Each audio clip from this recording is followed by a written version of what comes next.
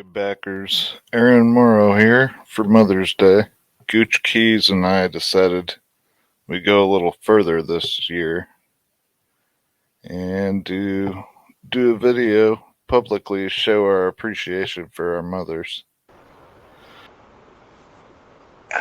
I am probably one of the purest examples of it takes a village. I was everywhere. Um, so I had generally had a bunch of mother figures, um, and they all know who they are. But I had people who watched out for me. I think the beauty of Mother's Day is that it's a day for us to reflect not just on our own mothers, but all the women in our lives, throughout our lives, who have taken on a motherly role. Um, my mother worked 8 hours a day on a concrete floor in a factory for 30 years. My mother has always been a great role model, especially with support, forgiveness, and compassion. As I have been a trying son in the past and not always the perfect son I am today. But she has helped mold me into the better man I am. She's also the giant reason I am the passionate Chiefs fan I learned from her to be. There was my actual mother.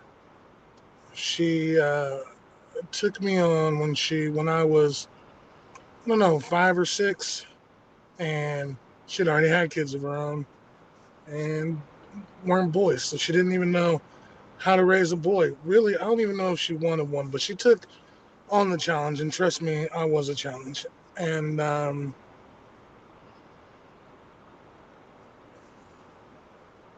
she guided me through a lot. Uh, Always there, always able to talk to. Um, when me and my father weren't seeing eye to eye, she was the one that kind of expressed this because we were a lot alike. But I could talk to her, and the one thing, not just one good thing, but one of the great things about my mom is she was a great intermediary between me and my father. Um, my father's old school, you know, uh, not a lot of feelings. Not, I don't want to say feelings, but like, the I love yous. I know he did, but my mom expressed it for him more so. She taught me a lot, like, respect is earned and not given. Um, Work to live, not live to work. Enjoy life. Smell the roses, because before you know it, it'll pass you by if you don't enjoy it while you're here. Um, Faith and belief in God. Um, Always made sure that I had clothes, food, took care of me. Um, in an age where we were starting to swing from family units, it was more your kids, my kids. My mom was a champion. She, you know, one of the hardest working women I knew. She worked a 40-plus hour a week job, and she would come home every night, change clothes, cook dinner. And when she cooked dinner, she made sure everybody ate but her. So she was the last one to eat. And by the time she fixed her plate, she'd go upstairs and sit down. Well, then, my dad was probably done because she fed him first. And she would get back up and she would fix him some more, and then she'd sit down and eat. You don't meet those kind of women anymore who took care of a house, took care of her kids, cooked for them, cleaned, worked a 40-hour a week, 40 plus hour a week job, and still found the energy to go to extracurricular things for me, for my sisters. Um, yeah, my mom was pretty great. Is pretty great. My mom is pretty great. Picking us up from sports practice and, a whole host of things, going to concerts and all these things that, we might say that a typical mother does. Um, but, there's more than just the whole taking care of physical needs things. My mother was always there um, emotionally. I didn't always have the easiest childhood in some ways, but I was very blessed to have my mom there for me. Um, Maybe not in every way that I wanted, but the beauty of adulthood is, we get the opportunity to learn and to have our own experiences and to reflect upon those experiences and to readjust our immature, our less experienced, our ignorant perceptions of childhood, and to really put ourselves in the shoes of our parents and understand from them. Of course, it's easier if we ourselves become parents. If that's not what we have in our lives, and it's that much harder to have that experience. But for those who are parents ourselves, it makes it, I believe, that much easier to relate to our parents. And I'm very thankful for my mother. I'm very thankful for my grandmothers. As an adult now, I can appreciate the uniqueness of my childhood. Of I got to grow up in the same town with both sets of grandparents, and so it gave me a unique perspective.